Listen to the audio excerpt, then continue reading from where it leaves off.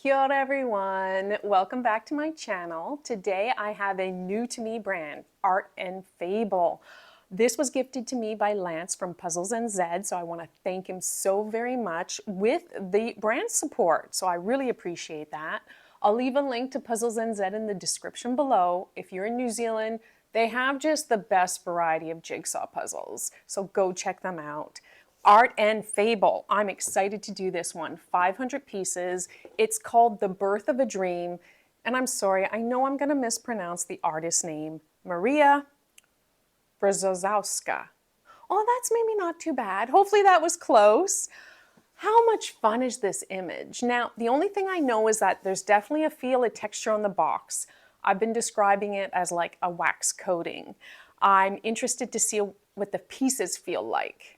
You know, because I've been told there's a touch of feel to the pieces that is not standard like cardboard or gloss or linen finish.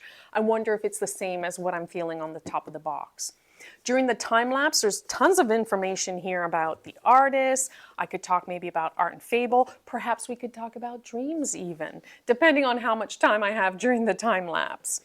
But yeah, I'm excited to jump right in. This is my first Art and Fable. Let me know in the comments below, have you done any? What your thoughts and opinions on them are? And look at this image. I mean, it's just so much fun. So let me change my camera setup. We'll get a top-down view. We'll open the box and we'll see what's inside.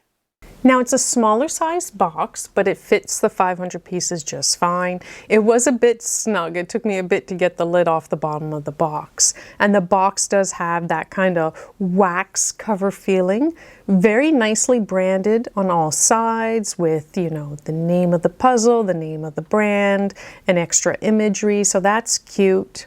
On the back of the box, also lots of information, detail about the artist and about the company. I can read that to you later during the time lapse. The sides of the box also have extra little bits of information included, which is always nice. So lots going on the box. The pieces come in a sealed plastic bag, which, you know, standard, but then they include a resealable bag. And I just wish the pieces were in that resealable bag to begin with.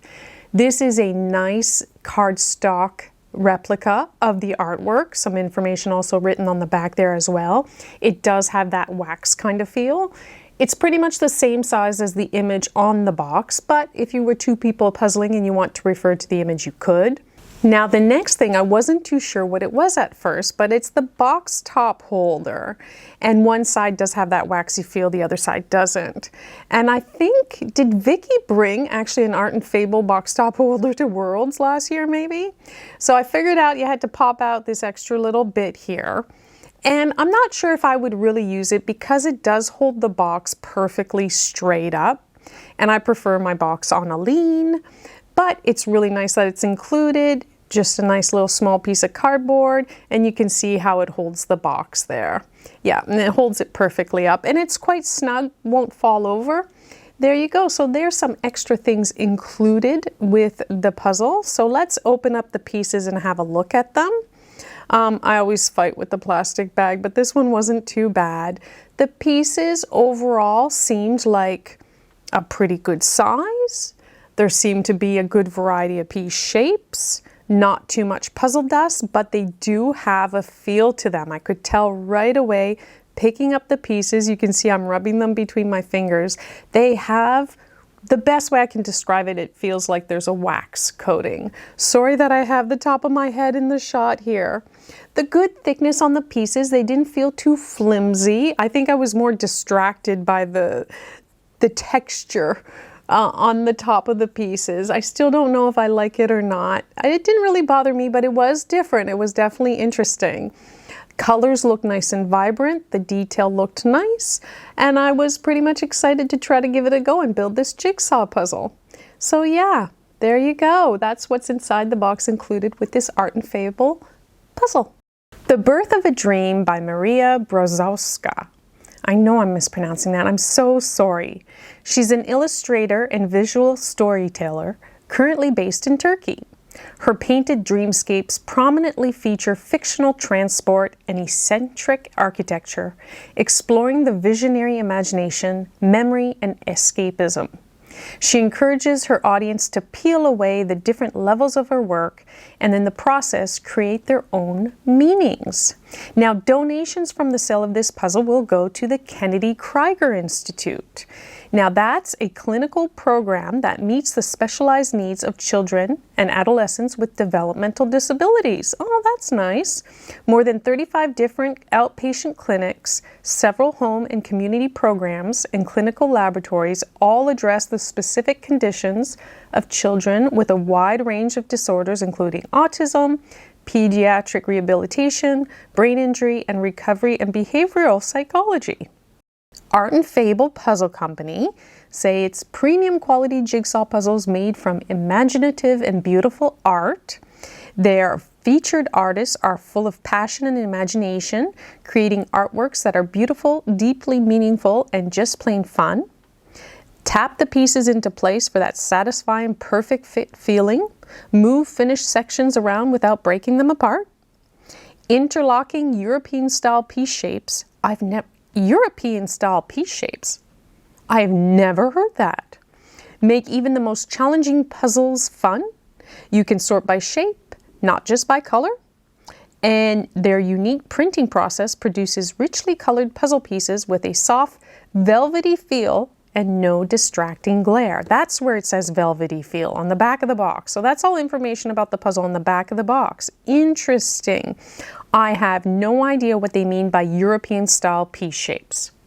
A dream is a succession of images, ideas, emotions, and sensations that usually occur involuntarily in the mind during certain phases of sleep. Humans spend about 2 hours dreaming per night, and each dream lasts around 5 to 20 minutes, although the dreamer may perceive the dream as being much longer than this. Now, the content and function of dreams have been topics of scientific, philosophical, and religious interest throughout recorded history. The scientific study of dreams is called, I'm going to spell this out, it's like the word one, O-N-E, and then irology, I-R-O-L-O-G-Y. I don't know how to pronounce it. Is it one neurology or is it oneirology? I have no idea. Most modern dream study focuses on the neurophysiology of dreams and on proposing and testing hypotheses regarding dream function. It is not known where in the brain dreams originate, if there is a single origin for dreams or if multiple regions of the brain are involved, or what the purpose of dreaming is for the body or mind. Now, the human dream experience and what to make of it has undergone sizable shifts over the course of history. Long ago, according to writings from Mesopotamia and ancient Egypt, dreams dictated post-dream behaviors to an extent that was sharply reduced in later millennia. These ancient writings about dreams highlight visitation dreams, where a dream figure, usually a deity or a prominent forebear, commands the dreamer to take specific actions, and which may predict future events. Framing the dream experience varies across cultures as well as through time. Dreaming and sleep are intertwined. Dreams occur mainly in the rapid eye movement stage of sleep, in the REM stage, when brain activity is high and resembles that of being awake. Because REM sleep is detectable in many species, and because research suggests that all mammals experience REM, linking dreams to REM sleep has led to conjectures that animals dream. However, humans dream during non-REM sleep also, and not all REM awakenings elicit dream reports. To be studied, a dream must first be reduced to a verbal report, which is an account of the subject's memory of the dream, not the subject's dream experience itself. So dreaming by non-humans is currently unprovable. You can't ask a dog if they dreamt or not and what their dream was about. Well, you could, but you probably wouldn't get an answer. A daydream is a visionary fantasy, especially one of happy, pleasant thoughts, hopes, or ambitions, imagined as coming to pass and experienced while awake. There are many different types of daydreams, and there is no consistent definition amongst the psychologists. While daydreaming has long been derived as a lazy, non-productive pastime, it is now commonly acknowledged that daydreaming can be constructive in some contexts. There are numerous examples of people in creative or artistic careers such as composers, novelists, and filmmakers developing new ideas through daydreaming. Similarly, research scientists, mathematicians, and physicists have developed new ideas by daydreaming about their subject matters.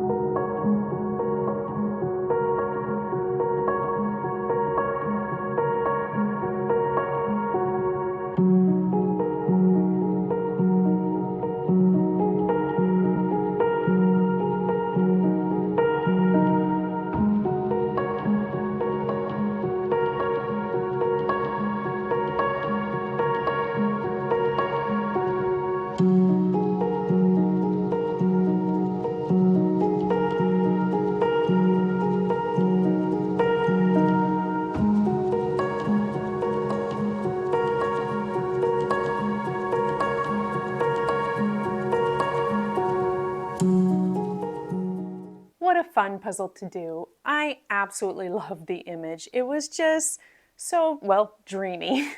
The birth of a dream. Love, love, love. Now, I appreciate the box top holder. I probably won't use it though, but I have seen others use it. And it's funny, it has that waxy feel on one side and then a regular feel on the other. I liked that it comes with the resealable bag. I just wish the pieces to begin with were in the resealable bag so we wouldn't have that disposable bag to begin with. But that's a nice added feature. I just wish the pieces were in it to begin with. The little art card is very nice. It's the same size as the picture on the box. Nice sturdy cardstock, information on the back. Again, it has that feel to it. Now, I thought I had seen somewhere that they described the feeling as a velvety touch, but to me, velvety would mean there'd be like, kind of like little velvety hairs. Like oh no, wait. I guess I'm thinking more velour. That would be more like those velour pants, remember? Velvety. Yeah, that's kind of interesting. To me, it feels like there's a wax coating on the pieces, on everything else, on the box top holder, even the art card. Did I mind it? No, I didn't mind it. Although afterwards I felt like I had to wash my hands. But it didn't bother me though. I could see some people really enjoying the texture, but other people may not. Love the image though. The pieces, great variety of piece cuts. Just wish the prong shapes were slightly different. I actually had like a misfit at one point, and I think because the prong shapes were very similar.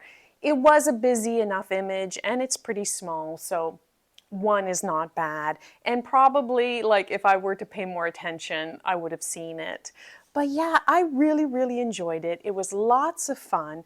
But let me know, leave a comment below. Are you a fan of Art and Fable? Do you like this texture? It's hard to explain.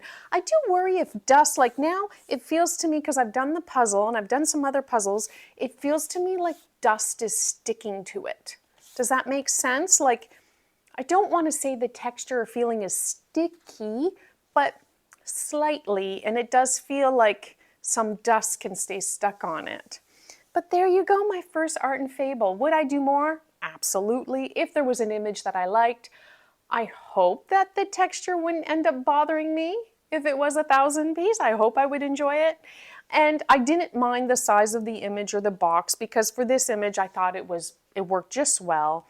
And so yeah, that was a very pleasant puzzling experience. I want to hear your feedback though on what you think of Art and Fable, and have you done this particular puzzle, The Birth of a Dream? While I was building it, I just was thinking, well, what are they thinking? What are they doing? And what does that represent? And what does this represent? It made me lose myself in thoughts, which was a lot of fun. So I hope you enjoyed the video. Leave your comments below, and until next time, ciao! fish's name be? We need to give a name to the fish. I would call him Gilligan. Not because of Gilligan's Islands, but because he's got gills. Gilly. Gilwinifred. Guilford? Giltrude. Gallipoli. No. Gillumpolus. Gillumpolus. But he's plump. Gilplumpolus. He's puffy. Gilpufferus. Gilpufferus. The fish's name is Gilpufferus.